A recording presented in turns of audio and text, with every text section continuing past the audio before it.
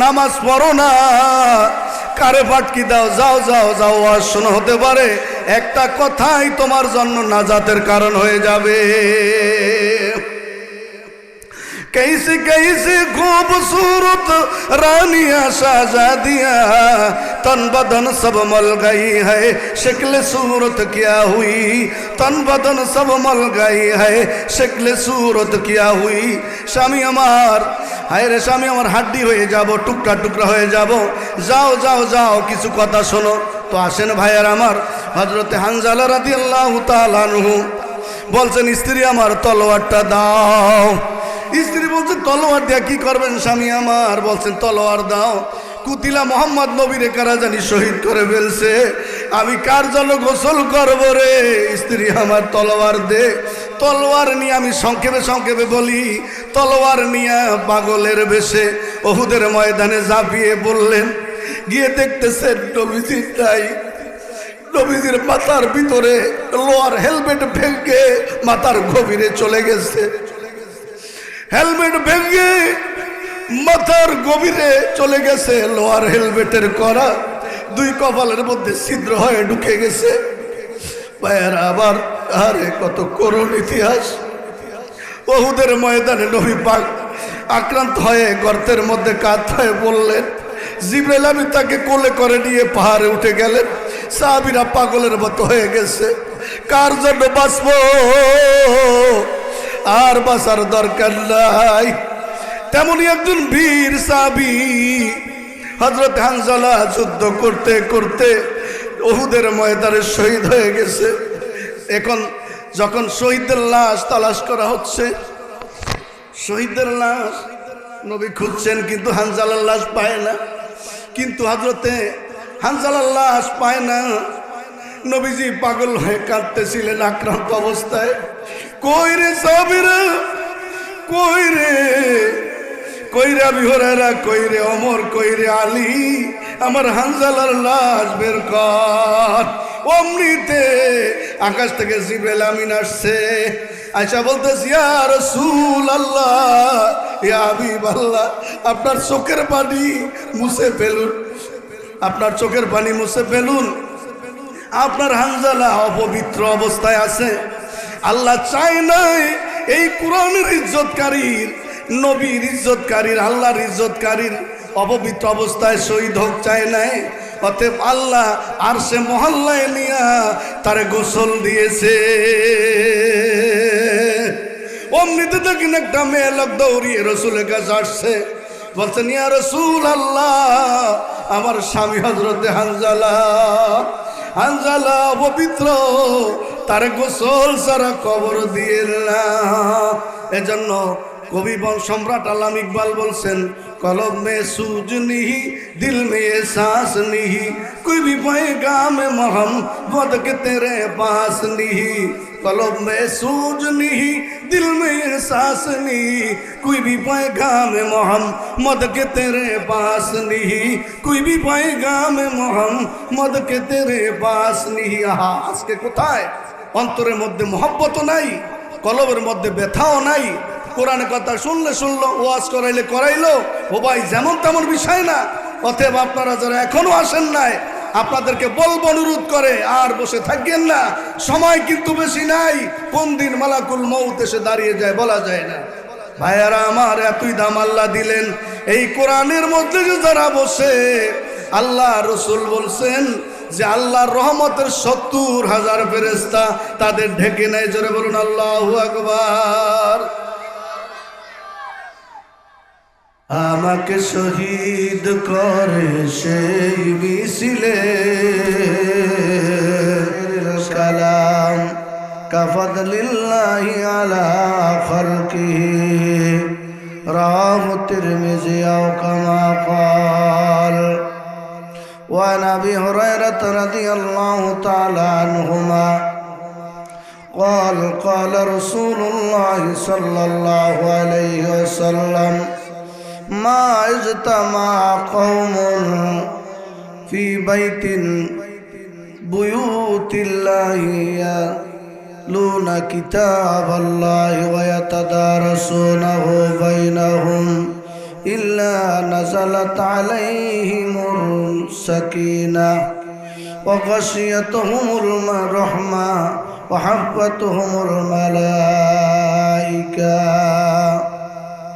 وذكروا الله في من عنده رواه مسلم كما قال إن الله وملائكته يصلون على النبي يا أيها الذين آمنوا صلوا عليه وسلموا تسليما اللهم صل على প্রাণ ভরে জোরে জোরে সবাই জোরে জোরে আল্লাহুম্মা সাল্লি আলা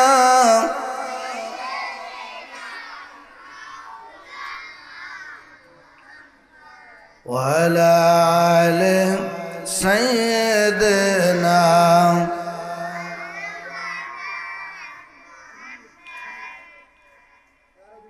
ফসফকি সিল্ল জড়ে সিল্ল বনের হরিণে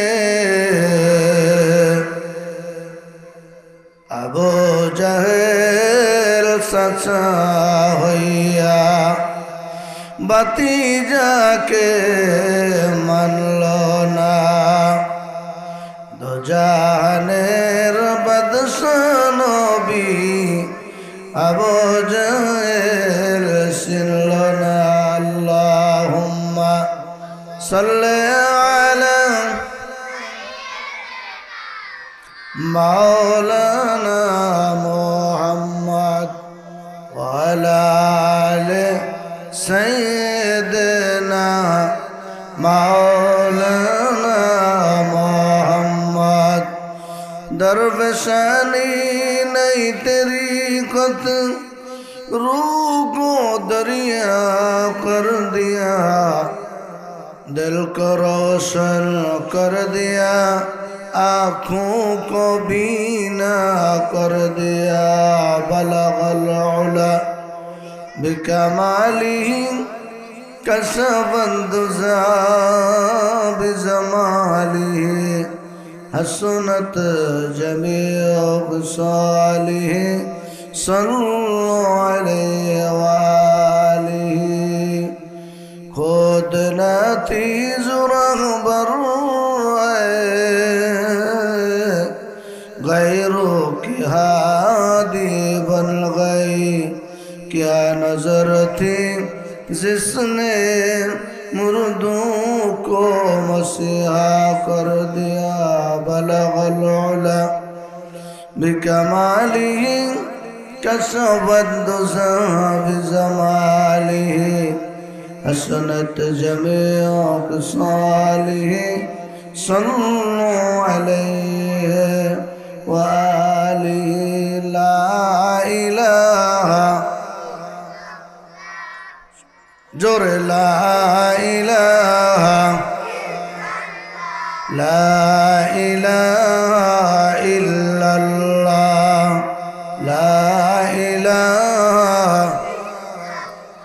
ला इलाहा इल्लल्लाह मुहम्मदुर रसूलुल्लाह पहले तुझसे बचपन में बरसों खुलाया जवानी में फिर तुझको मजनू बनाया जी लगाने की दुनिया ने बल्कि इबारत की जा है तमाशा नहीं है मरने वाले सोने वाले रब को राजी करके सो यही तुझको धुन है रहो सबसे वाला वही जीनत निराही वफाशम निराला क्या जियाई करता है यो मरने वाला तुझे उस जाहिर ने धोखे में ढाला जी लगाने की दुनिया नहीं है बल्कि इबरत की जहाँ है तमाशा नहीं है। হাজারো লক্ষ তাফসীরুল কোরআন মাহফিল মাদ্রাসা মক্তব নিয়ে ধন্যই ভোলার দ্বীপ জেলা তারই অন্তর্গত আল্লাহ পাকের কোরআনুল কারিমার মহামূল্যবান কথা শুনেছিলেন। আজও অনেক মায়েরা বাসা বাড়িতে বসে বসে আসরের পর থেকে এই নুরানি মাদ্রাসার ছাত্রদের মাসালা মাসাইল তথা দোলনা থেকে কবর পর্যন্ত যা দরকার এই ছোট ছোট কচি কাঁচা বাচ্চারা আমাদেরকে শোনাচ্ছে, আমার মা বোনরা তা শুনছেন। এজন্য আমি সর্বপ্রথম সেই মহান মালিকের দরবারে কৃতজ্ঞতা জানাচ্ছি, যিনি আমাকে আপনাদের সামনে একমাত্র আল্লাহ পাকের কোরআনের দু চারটি কথা বলার আর আপনাদেরকে শোনার জন্য যে আল্লাহ তাআলা সুযোগ করে দিলেন, এই জন্য প্রাণ ভরে সবাই একসাথে শুকরিয়া জানাই আলহামদুলিল্লাহ।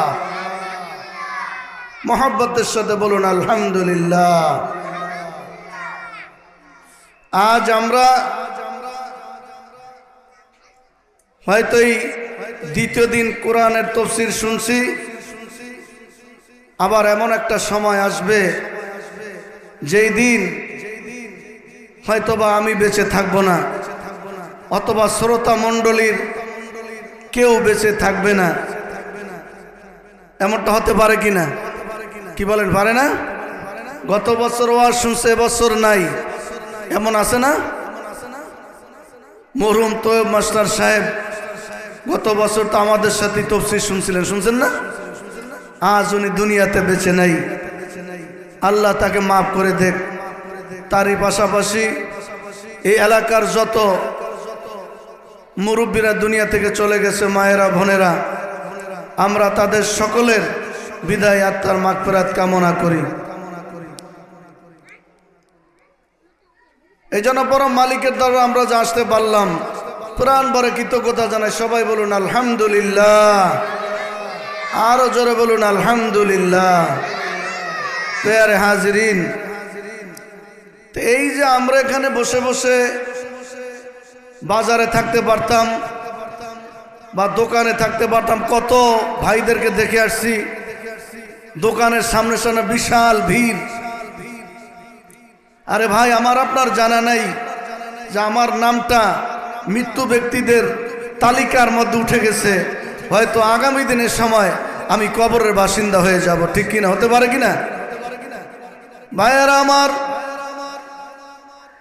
যেই মানুষগুলা আল্লাহ পাকের খুশির জন্য কোরআনের আওয়াজ শুনবে, আল্লাহর রাসূল বলেন আমার উম্মতেরা, ওই মানুষগুলো যারা সামিয়ার নিচে বসে বসে কোরআন শুনবে, আর যেই মানুষগুলা বাড়িতে বসে বসে, দোকানে বসে বসে, কেন আর মাঠে যাব, দোকানে বসেই তো 5 ক্লাস ওয়াজ শুনছি, রাস্তায় বসেই তো শুনছি। আল্লাহর রাসূল বলেন আমার উম্মতেরা, তোমরা যারা কোরআনের মাহফিলে বসে, সামিয়ানার নিচে বসে মেহমানের কথাগুলো তোমরা যারা শুনবে, এই মানুষগুলো হলো আল্লাহ পাকের জান্নাতুল ফেরদাউসের মেহমান। যারা বলুন আল্লাহু আকবার। কোরআনের মাহফিলে যারা বসে, তারা হলো আল্লাহর মেহমান। কোরআনের কথা মেনে যে জন চলে তারা হলো জান্নাতের মেহমান। বলুন আল্লাহু আকবার। ভাইয়েরা আমার, আর যে জায়গায় আমরা বসছি আল্লাহ রসুল বলেন কোরআনুল কারীম আর যেই মঞ্চটা হয়, মঞ্চ হয় কোরআনুল কারীম আর যেই সামিয়ানার নিচের মাঠে বিছানায় বসে বসে কনকনে শীতের মধ্যে যারা শোনে, এই জায়গাটা হলো দুনিয়ার জায়গা না, বরং জায়গাটা হলো আল্লাহর জান্নাতুল ফেরদাউসের একটা বাগান। যারা বলেন আল্লাহু আকবার। আর এখানে যারা বসবে, যারা শুনবে, তারাও হবে আল্লাহর জান্নাতের মেহমান। এত ধাম, এত সম্মান, এত মর্যাদা আল্লাহ আমাদের দিলেন। এজন্য কত ভাই এমনও আছে যারা এখানে আসে নাই, দোকানে ছিল, তার সময়টাও পার হয়ে যাবে। আর আমরা যারা এখানে আছি আমাদের সময়ও পার হবে, কিন্তু দুইও সময় কি এক? কথা বলে না, দুইও সময় এক? দোনোজনের সময় কি এক হবে?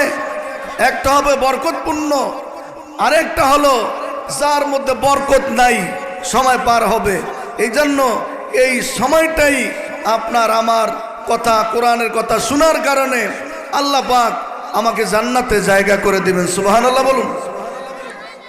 ভাইয়েরা আমার, আল্লাহ রাসূলের হাদিস হযরত আবু সাঈদ খুদরী রাদিয়াল্লাহু তাআলা আনহু বর্ণনা করেছেন। ভলান্টিয়ার নাই কেউ? এই যে ছাত্রগুলি দৌড়াদৌড়ি করে, যারা আসতেছে তাদেরকে বসার জায়গা দিবেন, আর যারা বসবে তাদেরকে বাচ্চাগুলি ডিস্টার্ব না করে। ভাইয়েরা আমার, হাদিসের বর্ণনাকারী হযরত আবু সাঈদ খুদরী রাদিয়াল্লাহু তাআলা আনহু, হযরত আবু সাঈদ খুদরী রাদিয়াল্লাহু তাআলা আনহু বলেন, মান শাগালাহুল কোরআন আন যিকরি ওয়া মাসআলাতি আতাইতু আফযালা মা উতিয়াস সাইলিন। যারা বলেন সুবহানাল্লাহি ওয়া বিহামদি। আল্লাহর রাসূল বলেন, আমার উম্মত রে, আমার যে উম্মতেরা কোরআন শোনার কাজে ব্যস্ত থাকে, কোরআনের আওয়াজ শোনার জন্য, কোরআন মানার জন্য, কোরআন শোনার জন্য যারা ব্যস্ত থাকে, এই মানুষগুলাকে এখানে কোরআনের কথা শোনার কারণে জিকিরও করতে পারে না। আন যিকরি ওয়া মাসআলাতি, কোরআনের কথা শোনার কারণে জিকিরও করতে পারে না এবং আল্লাহর কাছে কিছু চাইতেও পারে না। এই যে জিকির করতে পারলো না, আল্লাহর কোরআন শোনার কারণে মনোযোগ দিয়ে শোনেন, কোরআন শোনার কারণে, এই কোরআন শোনা নিয়ে ব্যস্ত থাকার কারণে যারা জিকিরও করতে পারলো না অথবা আল্লাহর কাছে কিছু চাইতেও পারলো না, আল্লাহর রাসূল বলেন, আমার যে উম্মতেরা এই কোরআনের কথা শোনার কারণে আল্লাহর জিকির করতে পারলো না এবং আল্লাহর কাছে চাইতেও পারলো না, আমার উম্মতেরা শুনে রাখো, শুনে রাখো, আল্লাহ তাআলা তার বিনিময়ে কি দিবে। আল্লাহর থেকে সকাল থেকে সন্ধ্যা পর্যন্ত যারা কিছু চাইলো আল্লাহ তাদের যা কিছু দিবেন। আর আপনারা যারা এখন সামিয়ানার নিচে বসে আছেন, আল্লাহ তাআলা আফযালা মা উতিয়াস সাইলিন, এখানে যারা বসছেন আপনাদেরকে এই এলাকার সবার চাইতে শ্রেষ্ঠ নেয়ামত আল্লাহ দান করবেন। যারা বলুন আল্লাহু আকবার। আল্লাহু আকবার বলো, আল্লাহু আকবার বলে সবাই, আল্লাহু আকবার বলো, আল্লাহু আকবার, আল্লাহু আকবার বলো, আল্লাহু আকবার। ভাইয়েরা আমার, একটা হাদিস আপনারা শুনলেন এবং আল্লাহ রাসূল বলছেন, আর আমরা যারা এখানে বসে বসে শুনছি, ওয়া যাকারাল্লাহু ফি মান ইনদাহু, আল্লাহর নৈকট্যপ্রাপ্ত যে ফেরেশতারা আছে এই ফেরেশতাদের কাছে আমাদের এইখানে যারা আমরা বসে কোরআন শুনছি, আমাদের কথাগুলো, আমাদের বরাত্ব, আমাদের মহত্ব স্বয়ং আল্লাহ পাক নিজেই সকল ফেরেশতাদের কাছে বর্ণনা করছেন। যারা বলেন সুবহানাল্লাহ। আমরা কথা শুনছি জমিনে, আমরা কথা এদিকে খেয়াল করেন, আমরা ওয়াজ শুনছি জমিনে, আর আমাদের আলোচনা হয় আসমানে। কোথায়? জোরে চিল্লিয়ে বলেন কোথায়? আমরা কোরআন শুনছি মাটিতে বসে, আর আল্লাহ আমাদের বরাদ্দ, আমাদের মহত্ব বলছেন। আল্লাহ নিজের পবিত্র মুখে আল্লাহর রহমতের অগণিত ফেরেশতার সামনে জোরে বলেন সুবহানাল্লাহ।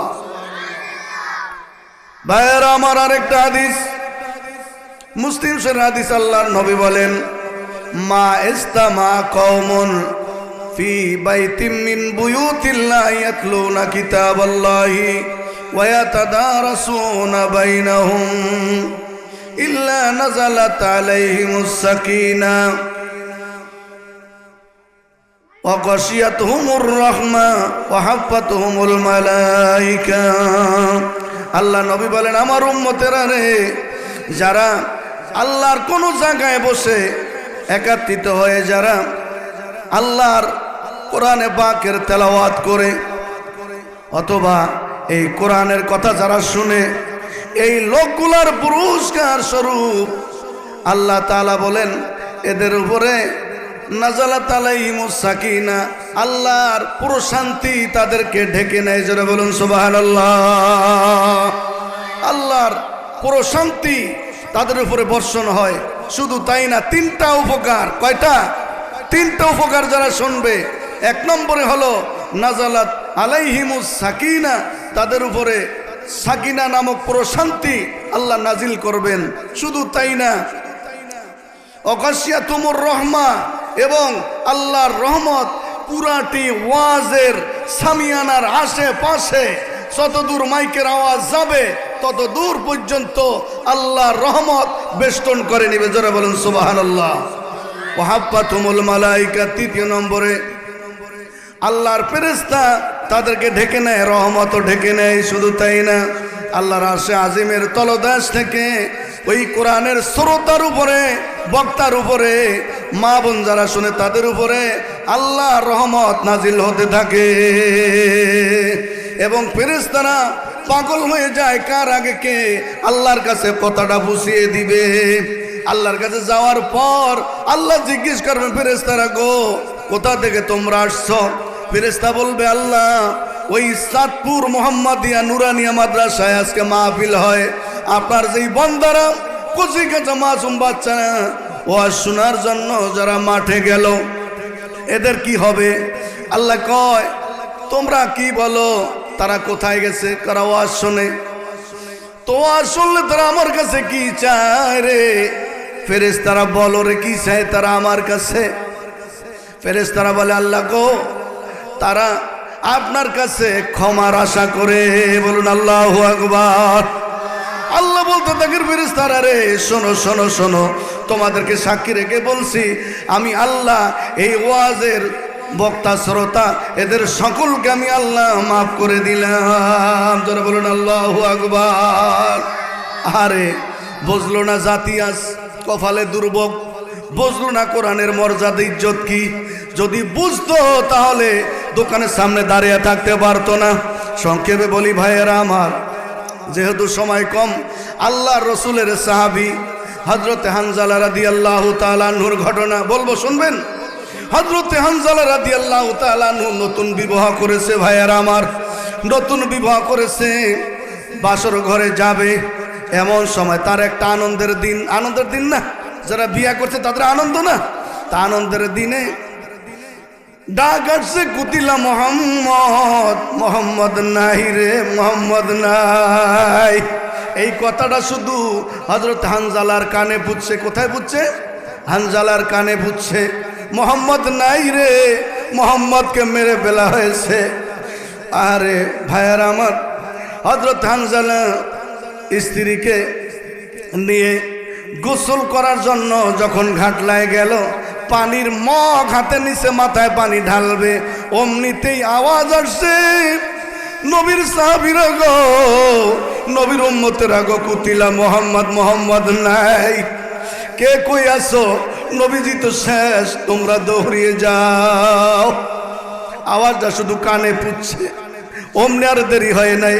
আর আমি দোকানে দোকান সাইরিয়াই আসতে পারি না। শয়তান আমার এমন ধোকা দিছে, ধোকা দিয়ে দিয়ে আমার ইমানটারে শেষ করে দিল। আমি বুঝলাম না ভাইয়েরা আমার। এখনো ভালো আছে যারা দাঁড়িয়ে আছো, মঞ্চের ভিতরে ঢোকো। দোকানে যারা আছো শিগগির ঢোকো। বলা যায় না, হয়তো আগামীকাল আমাকে দাফন করে কবরে শোয়া দিবে। হযরত হানজালা রাদিয়াল্লাহু তাআলা আনহু শুধু আওয়াজটা শুনছে কোথায়? পুষ্কনির ঘাটলায় আওয়াজ শুনছে, কুতিলা মোহাম্মদ, মোহাম্মদ নাই। স্ত্রীকে বলছে, আমার প্রাণের স্ত্রী কই রে, আমার তলোয়ারটা দে। স্ত্রী বললেন, স্বামী আমার তলোয়ার দিয়া কি করবা? কয় শোনো তো কি কয়। কয় শুনি তো, বলতেছে কুতিলা মোহাম্মদ। কেমন স্ত্রী দেখেন আমার ভাইয়েরা, আমার মনোযোগ দিয়ে কথাটা শুনেন। স্ত্রী যেমন স্বামী যেমন স্ত্রীও তেমন। স্বামী যেমন ধার্মিকা, তার স্ত্রী তেমন ধার্মিকা, স্বামীও তেমন ধার্মিক। স্ত্রী